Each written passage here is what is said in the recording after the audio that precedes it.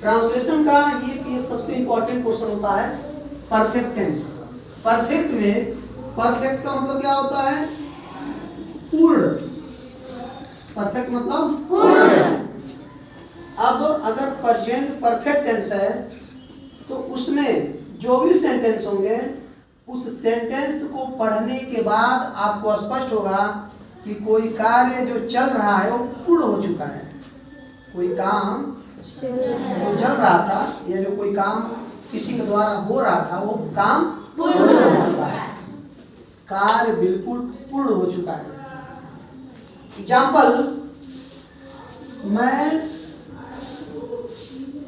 पढ़ चुका हूँ, मैं पढ़ चुका हूँ, या मैं पढ़ लिया हूँ, मैं पढ़ लिया हूँ। अब इस सेंटेंस को देखने बाद उसको समझिए क्या कर, मैं पढ़ चुका हूँ मतलब वो काम खत्म हो गया, पढ़ने वाला जो काम था वो खत्म हो गया। तो ऐसे सेंटेंस मिलते हैं किसमें? ठीक है। अच्छा, तीनों में कॉमन जो मैं उसको बता रहा हूँ, तीनों में जो कॉमन है वो क्या है कि चाहे अफर्मेटिव हो सेंटेंस, अफर्मेटिव हो, निगेटिव हो या इंट्रोगेटिव, तीनों में वर्ब का थर्ड फॉर्म लगता है। वर्ब का थर्ड फॉर्म लगता है। वर्ब का थर्ड फॉर्म लगाएंगे आप लोग, वर्ब का थर्ड फॉर्म, जिसको आप पास्ट पार्टिसिपल कहते हैं। क्या कहते हैं? Past participle. पास्ट पार्टिसिपल, ठीक है। तो आपने देखा क्या? प्रेजेंट परफेक्ट टेंस है, प्रेजेंट परफेक्ट टेंस हो, पास्ट परफेक्ट टेंस हो, फ्यूचर परफेक्ट टेंस हो, तीनों में कॉमन क्या है? वर्ब का थर्ड फॉर्म लगता है, क्रिया का तीसरा रूप लगता है, चाहे सेंटेंस अफर्मेटिव में हो, निगेटिव में हो या इंट्रोगेटिव में हो। ठीक है।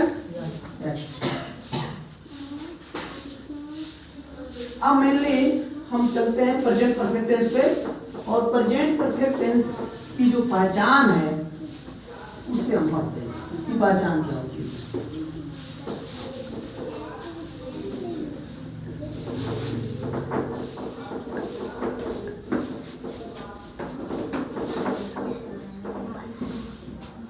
ठीक है।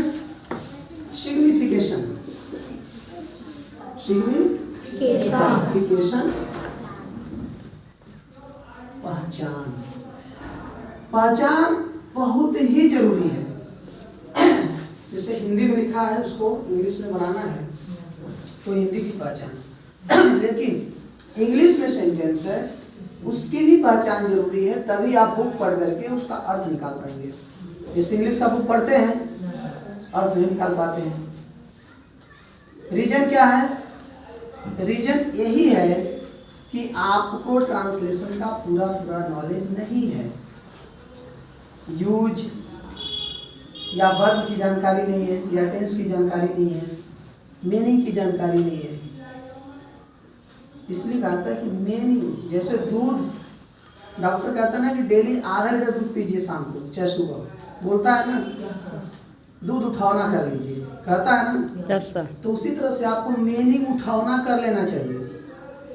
आपको उठावना कर लेना चाहिए, हमको डेली 10 मीनिंग याद करना है या 20 मीनिंग, 15 मीनिंग, जो भी आपकी जितनी कैपेसिटी हो उतना मीनिंग आपको पर डे याद करना चाहिए। टीचर कहें न कहें, घर के लोग कहें न कहें, किसी को कहने का इंतजार मत करिए कि कोई कहेगा तब याद करेंगे, नहीं।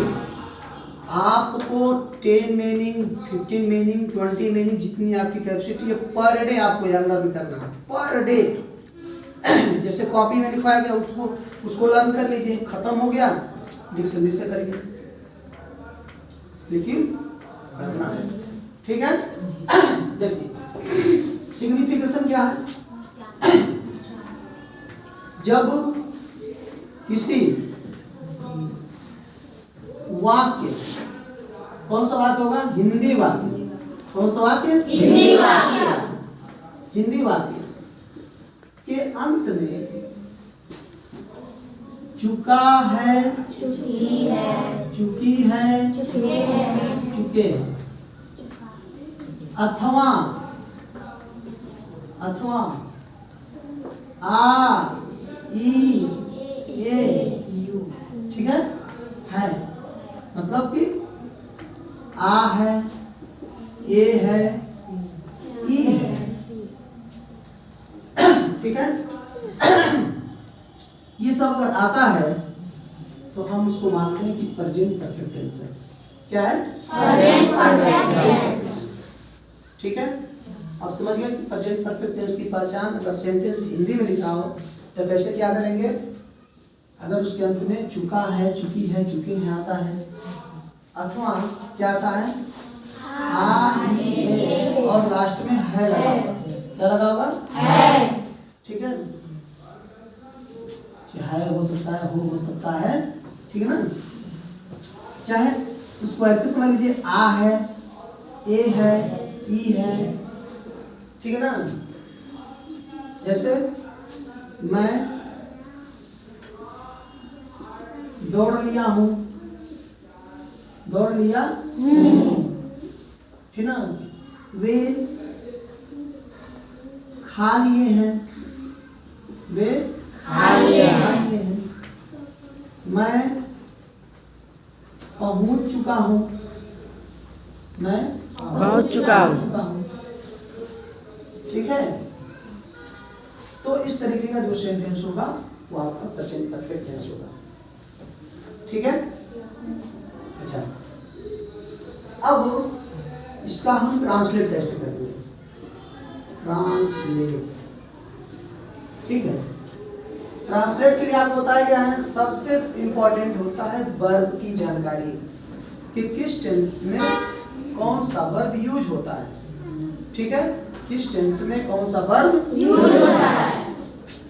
प्रेजेंट परफेक्ट टेंस जो है इसमें अफर्मेटिव, ध्यान दीजिएगा, जब भी आप ट्रांसलेट करेंगे तो अफर्मेटिव का चार्ट अलग बनाएंगे, निगेटिव का अलग बनाएंगे, इंट्रोगेटिव का अलग बनाएंगे।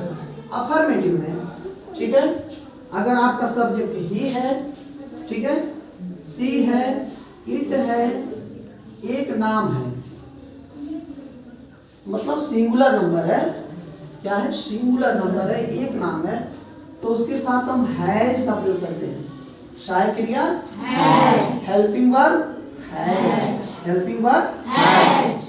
उसके बाद वर्ब का थर्ड फॉर्म, वर्ब का थर्ड फॉर्म, उसके बाद ऑब्जेक्ट, उसके बाद ऑब्जेक्ट, उसके बाद अगर कुछ आता है तो अदर वर्ड होता है।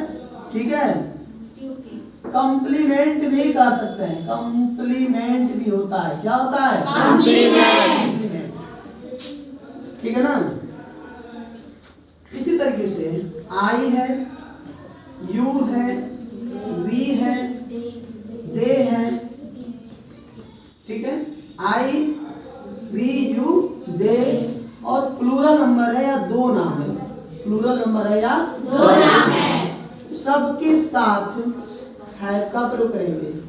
सहायक क्रिया हेल्पिंग वर्ब हैव का प्रयोग करेंगे, वर्ब का थर्ड फॉर्म का प्रयोग करेंगे, ऑब्जेक्ट, अदर वर्ड, ठीक है, कॉम्प्लीमेंट, ठीक है। ये इसका क्या है? स्ट्रक्चर। इसको क्या कहते हैं? स्ट्रक्चर। अब इसमें किसी भी सेंटेंस को आप ले लीजिए, जैसे पार्वती एक पत्र लिख ली है, पार्वती एक पत्र लिख ली है, या मैं इसको कहूं पार्वती एक पत्र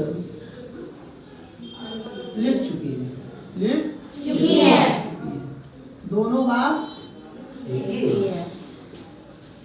पार्वती का स्पेलिंग देखेंगे, इसका प्रॉपर नाम बनाएंगे। पार्वती क्या है? प्रॉपर नाम बनाएंगे इनका पार, पीआर से पार, व पार्वती, पार्वती, पार्वती माता। ठीक है।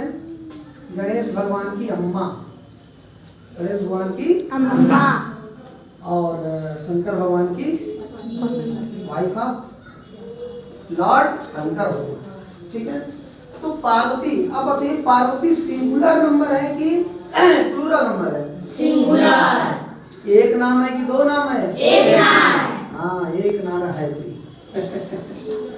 Parvati has, Parvati has. ये हो गया। अब आप देखेंगे वर्ब कौन है, मेन वर्ब कौन है, मुख्य क्रिया कौन है? पार्वती तो मुख्य क्रिया है नहीं, ये तो सब्जेक्ट है। एक, ये तो आपका आर्टिकल हो जाएगा। पत्र, ये तो आपका ऑब्जेक्ट हो जाएगा। लिखना, लिखना क्या है? वर्ब। यही मुख्य क्रिया है। लिखना क्या है? मुख्य क्रिया। मुख्य क्रिया, मेन वर्ब। लिखना मेन वर्ब। अब मेन वर्ब जो लिखना है, इसकी अंग्रेजी क्या होगी? लिखना की अंग्रेजी क्या होगी? राइट। क्या होगी? राइट।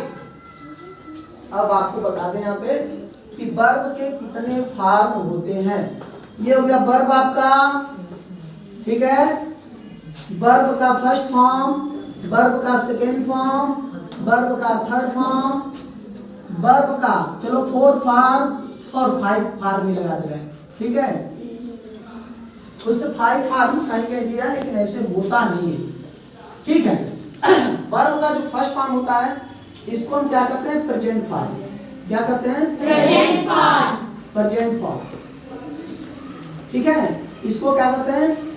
Past form. क्या कहते हैं? Past form. इसको कहते हैं past participle. Past participle. Participle. ठीक है। इसको क्या कहते हैं? इसको आईएनजी फॉर्म। क्या कहते हैं? ING form. इसको यस या यस फॉर्म। यस या यस फॉर्म। यस या यस फॉर्म। ठीक है। ये हो गया वर्ब का first form, second form, third form. इतना आपको जानकारी होना ही चाहिए। First second third. अब आप आ जाइए राइट। राइट जो है वो फर्स्ट फॉर्म है। राइट क्या है? First form. तो राइट का सेकेंड फॉर्म क्या है? रोड। क्या है? रोड। रोड। और राइट का थर्ड फॉर्म क्या है? राइट। रिटेन। क्या है? रिटेन। रिटेन। क्या है? रिटेन। रिटेन। अब आपके सामने एक थोड़ी सी प्रॉब्लम आएगी। क्या? कि प्रेजेंट परफेक्ट टेंस का ट्रांसलेट करेंगे या पास्ट परफेक्ट टेंस का ट्रांसलेट करेंगे या फ्यूचर परफेक्ट टेंस का ट्रांसलेट करेंगे, तो वर्ब का थर्ड फॉर्म की जानकारी होना जरूरी है।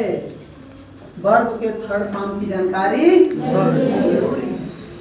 ठीक है। क्योंकि नहीं जानकारी होगी तो आप ट्रांसलेट नहीं कर पाएंगे। ठीक है ना। तो अब देखिए, अब वर्ब का थर्ड फॉर्म यहाँ पे हो गया, यहाँ पे हो गया।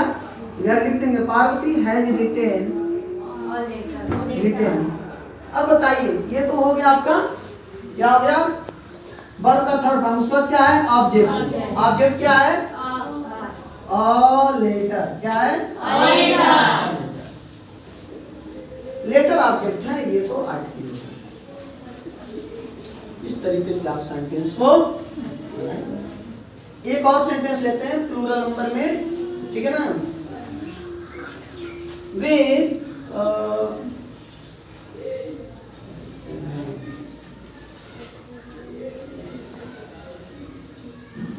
यहाँ वे एक उपन्यास पढ़ चुके हैं। वे उपन्यास पढ़ चुके हैं। वे की अंग्रेजी क्या होगी? दे। बहुत बच्चे दोज लिखते हैं। दोज माने वे सब होता है। दे माने वे लोग या वे होता है। वे लोग या वे। तो दे हो गया। अब देखिए दे के साथ IUV दे, IVU दे, और दो नाम के साथ आपका हेल्पिंग वर्ब क्या लगेगा? हैव लग जाएगा। अच्छा, हैव के बाद क्या करते हैं? वर्ब का थर्ड फॉर्म, अब आप ढूंढेंगे वर्ब है कौन उसमें? वर्ब कौन है ना? पढ़ना। पढ़ना की अंग्रेजी क्या होती है? Read, read. और रीड का सेकेंड फॉर्म रेड। देखिएगा, अंग्रेजी वही है, यहाँ पर ध्यान दीजिएगा, अंग्रेजी वही है रीड, ये फर्स्ट फॉर्म हो गया। अंग्रेजी वही है, माने स्पेलिंग इसका वही है, इसको हम रीड पढ़ते हैं, इसको रेड पढ़ते हैं। इंग्लिश की मीनिंग वही है, माने लिखना, रीड माने पढ़ना, पढ़ना की अंग्रेजी वही है, लेकिन फर्स्ट में रीड पढ़ते हैं, सेकंड में रेड, और थर्ड में रीड, रीड पढ़ते हैं, फिर रीड पढ़ते हैं। ध्यान दीजिएगा, शब्द एक ही है, नाम बदल रहा है। फॉर्म, फॉर्म में नाम बदल रहा है। तो उसको वैसे ही बोलेंगे। तो यहाँ पर दे हैव रीड, रीड हो जाएगा। अब क्या पढ़ रहे हैं? उपन्यास, एक उपन्यास, एक का अंग्रेजी एक, और उपन्यास का नोवेल। क्या होगा? Novel, are you understand? Yes sir. चलिए नोट कर लीजिए।